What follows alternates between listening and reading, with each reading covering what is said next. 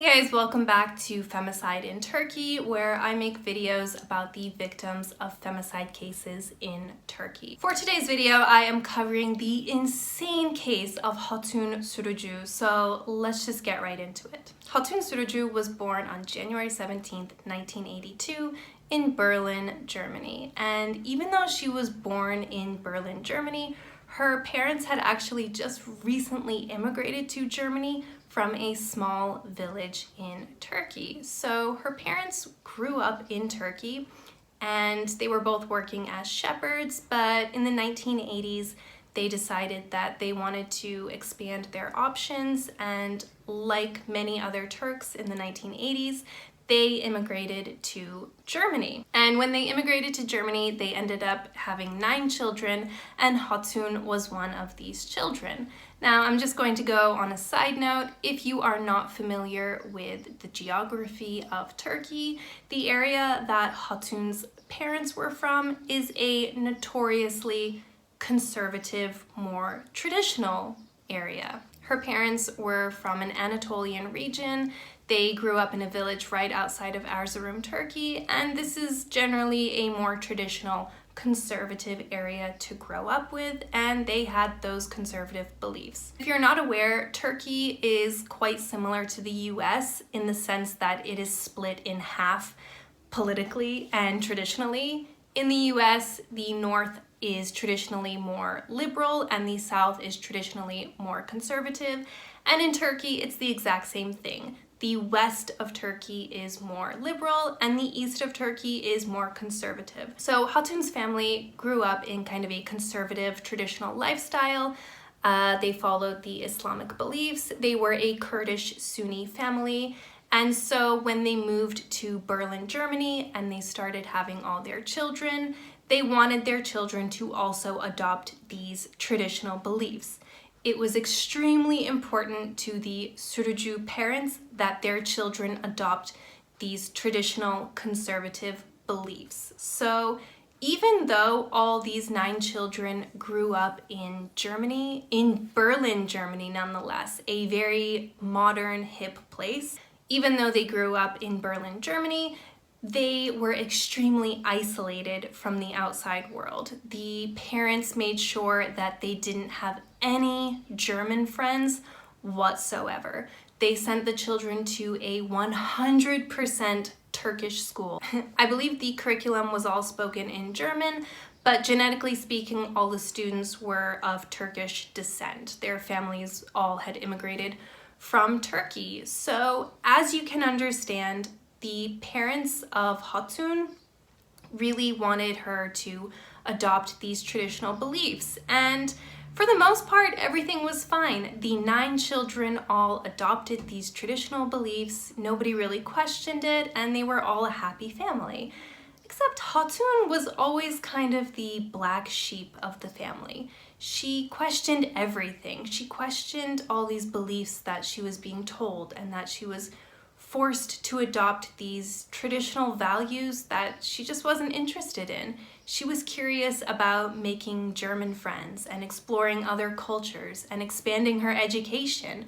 And this became more and more of a problem the older she got. So when Hatun was 16 years old, her parents decided that she was of marital age and they pressured her into marrying her own cousin. So as I've said, Hatun just really wasn't interested in this.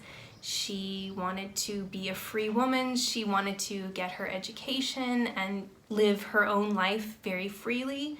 She was not at all interested in getting married at 16, getting married to her own cousin. The pressure from her family was immense. You really can't understand unless you were in her shoes how much pressure she had from her family. And finally, after all that pressure, she succumbed and she married her cousin. So her cousin was actually living in Turkey. So Hatun had to pick up her whole life in Germany and she moved to Turkey to live with her now husband. And shortly after they got married, Hatun became pregnant and the husband became very abusive, and she just realized very, very quickly that this was not the lifestyle that she wanted. She never wanted this, but now that she was pregnant, she really had that extra push. She had this baby that she didn't want to grow up with this lifestyle. Even though she was pregnant, Hatun decided she was going to divorce her husband. She had had enough, and she called her family in Berlin and explained the situation. And her family was quite disgusted, to be honest. Getting divorced is a huge conflict for their traditional conservative beliefs. They saw this as kind of a sin and a stain on the family's name and the family's reputation. They absolutely did not want her to get divorced. After a lot of pushing, though, finally the family agreed that Hatun could get divorced. They would accept this divorce, and she could come back to Germany and she could stay with them in their home as long as she adhered to their belief system. At the time, that was the best option for Hatun. If you have to choose between staying with your parents and following their beliefs or staying with your abusive husband whom you don't even love, obviously the first one is the better option. So that's what Hatun did. She moved back to Germany, she divorced her husband, and she gave birth to her son. Even though Hatun had moved back in with her parents, she still had this motivation inside of her. She now had this baby boy who was motivating her to improve her life and to escape from this belief system that she had been thrown into. After living with her family for a little while, she actually moved out into a kind of single mother's home. It's similar to a hostel, but it's just for single moms who are struggling. And her family was unbelievably disgusted by this decision. They couldn't believe that she was divorced and now she was just going to stay at this home for single mothers, and her family was just aghast. Hatun just kept her eyes on the prize. She ended up going back to school. She finished her education. She started seeing a welfare counselor and a therapist. So she was trying to get as much mental and moral support as she possibly could. Then she ended up joining an internship to be an electrician. So this was her huge goal. She was going to finish her internship to be an electrician, and then she would be financially free. She wouldn't have to worry about her husband in Turkey or her parents. She would be financially stable. She could support her son by herself. I mean, this was exactly what she wanted. And so at this time, Hatun felt free enough that she took off her headscarf. And I mean, after a lifetime of being forced to wear this headscarf, it was just a very liberating, free decision for her. And her life was really looking up. Everything was going exactly as she wanted. She had finished her education. She was on the path to a financially freeing career, and she moved out into her own apartment. So she was no longer staying at the home for single mothers. She now had her own apartment, almost finished her career. She took off her headscarf and she was just really becoming her own woman. Hatun's family, her brothers and her parents in particular, were already really disgusted with her lifestyle choices. First, she was divorced, and now she's kind of branching off and becoming her own woman, and they just really weren't happy about her behavior. But things really started to escalate when she ended up getting a German boyfriend. And this just threw her brothers and her parents into a spiral because this German boyfriend wasn't Muslim. And for them, this was a huge disgrace. This was a huge stain on their honor and their reputation. I mean, from a young age, she had been conditioned that you have to marry a Muslim.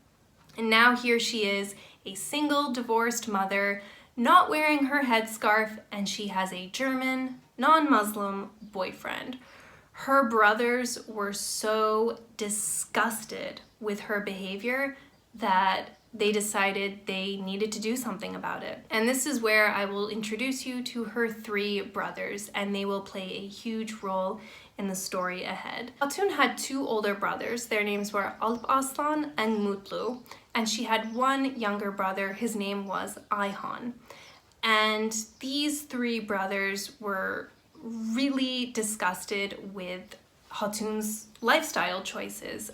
The 2 older brothers, Alparslan and Mutlu, as far as I know, they just cut her off. They were so disgusted, they couldn't stand to be associated with her. They refused to talk to her, they had no connection with her whatsoever.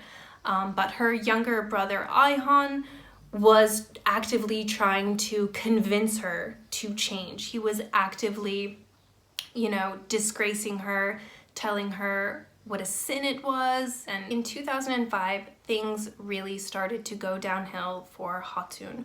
Her 3 brothers had actively been threatening her life and threatening to hurt her or kill her because of her lifestyle decisions. This really terrified Hatun because she knew that her brothers were being true to their word. She knew that if they said they wanted to kill her because of her lifestyle choices, she knew it was true. They weren't trying to scare her, they actually wanted to kill her.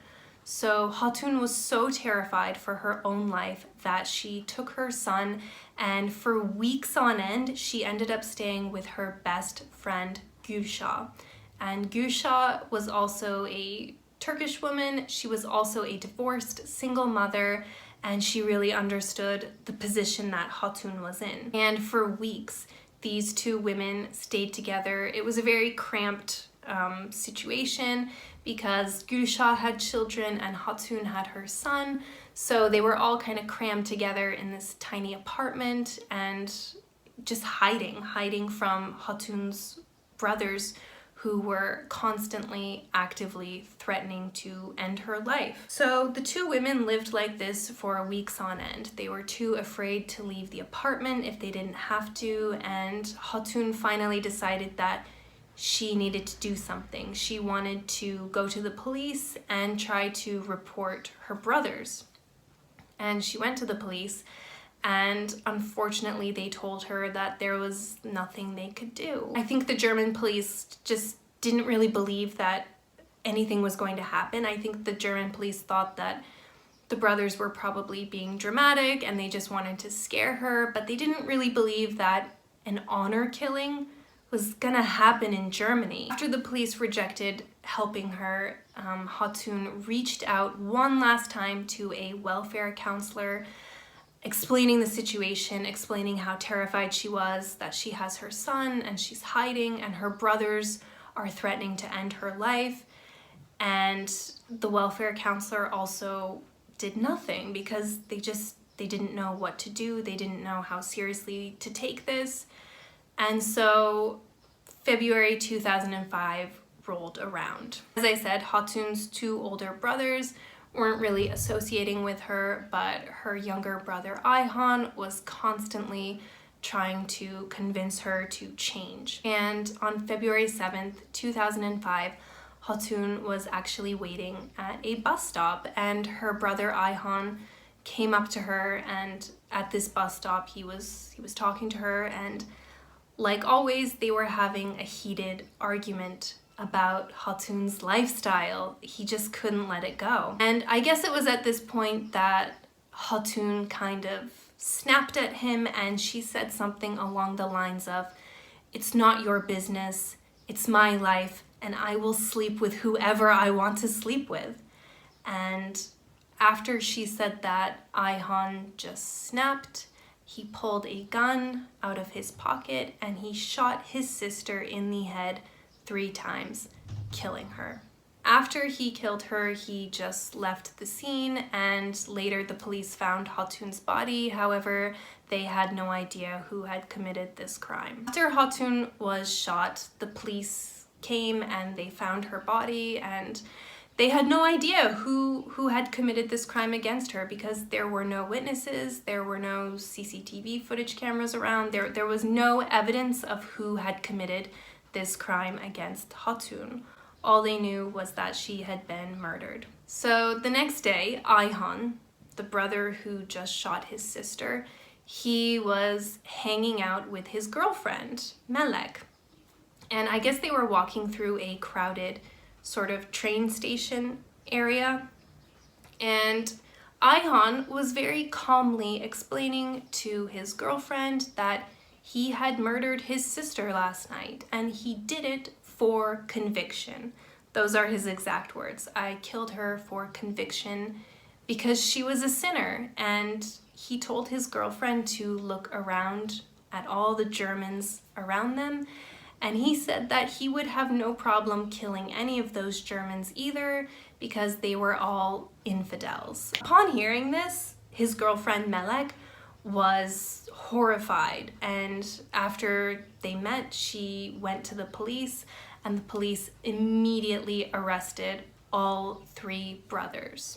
This case happened in February of 2005, and by July of 2005, all three brothers had been convicted of the murder of their sister, Hatun Sürücü.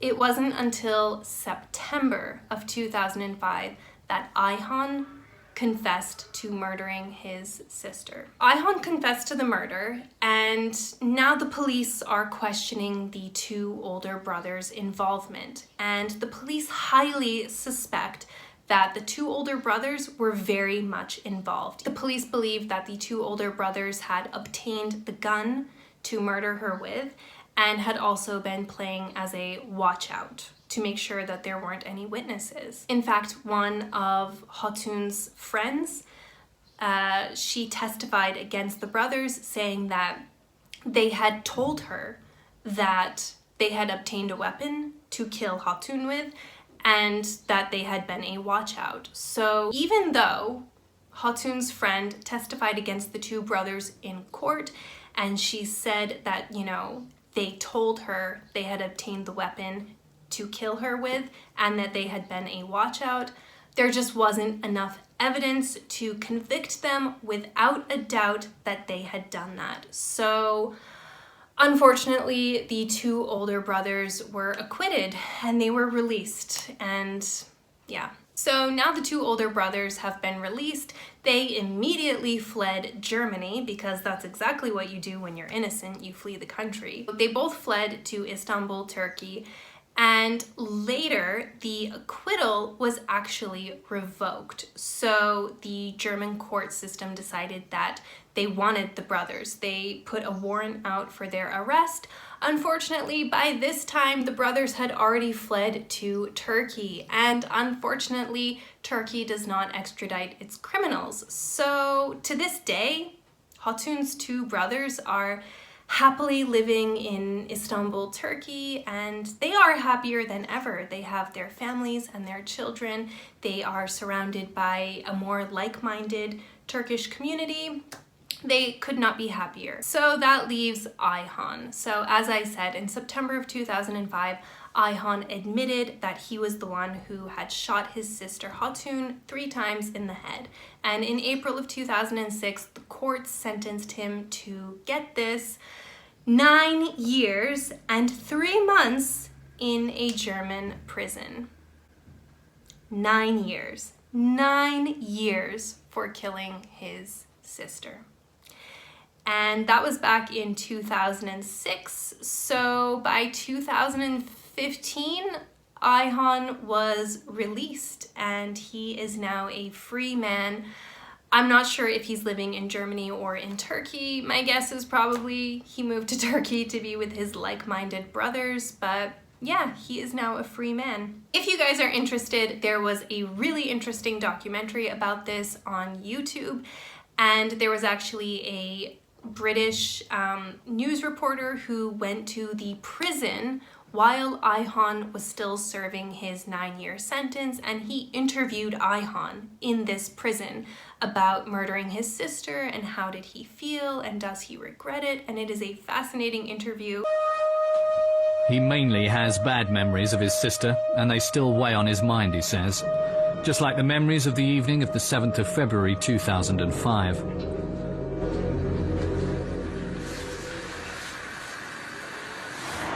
What happened at this bus stop in Berlin's Tempelhof district was later described by the judge as a cold-blooded execution.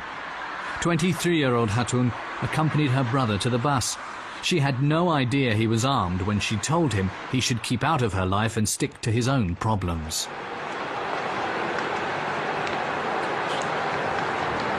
Dann hat sie irgendwann einen Satz rausgekommen. Then she came out with this sentence, which went something like, "I'll sleep with whoever I like. That's none of your business." I just didn't think. I switched off. Nicht mehr nachgedacht. Ich habe ausgeschaltet. I'm not entirely sure what happened to Hatun's son. I think he was placed in a foster care because Hatun's sister Arzu tried to get custody of the child, but the German courts kind of refused it. I think it's because her family murdered the mother, so they saw a little bit of a problem there. So as far as I know, at one point Hatun's son was living with foster care, but until this day I'm not entirely sure where he ended up. As for the friend Melek who testified against the two older brothers, she actually had to go into the witness protection program along with her mother because she testified against the two older brothers and they were threatening her life. She had to change her name, she had to change her job and her cities. The mother and daughter had to leave their whole family behind, and they are extremely resentful about that because they lost their whole life.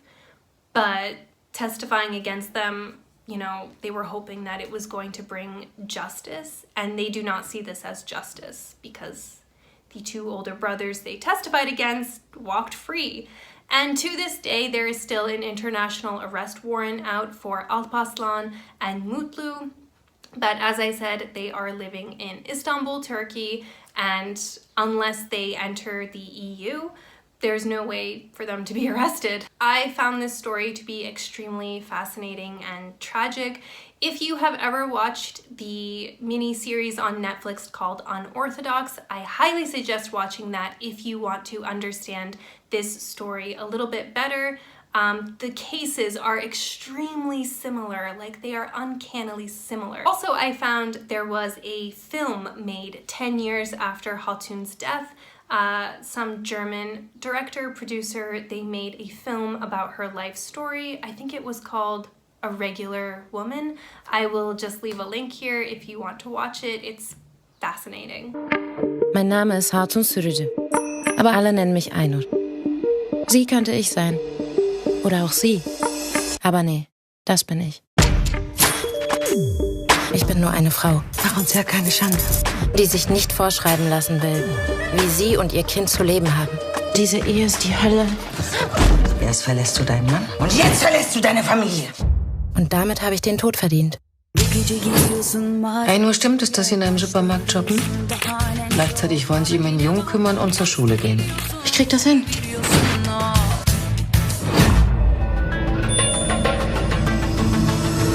Du gehörst nicht mehr zur Familie. Das war's. Daran bist du selber schuld. Du und dein Scheißverhalten. Du sagst mir nicht, wie ich mich benehmen soll. Ich rede, ich lache, ich ficke, wann und mit wem ich will.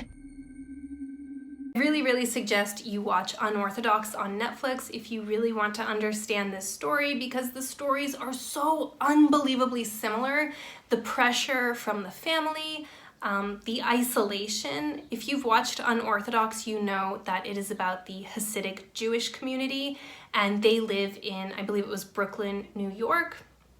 And you would think that surely someone who grows up in New York, Brooklyn, you know, surely they have to be modern or, you know, something. But if you watch Unorthodox, you will understand that the isolation in these conservative communities is just insane. Exactly like Hatun's isolation in her family in Berlin, it's the same thing in Unorthodox. The Hasidic Jewish conservative isolation it just, they have no connection to the outside world, even though it's right within their reach. They have absolutely no connection to it whatsoever. Let me know what other cases you would like me to cover. Stay safe, and I will see you in the next video. Bye, guys.